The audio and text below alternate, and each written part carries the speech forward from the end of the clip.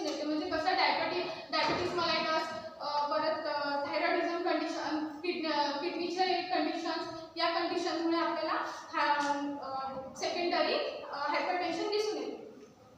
याचे stages wise हे पडलेले टाईप, म्हणजे त्याच्या काही स्टेजेस असतात की पहिली स्टेज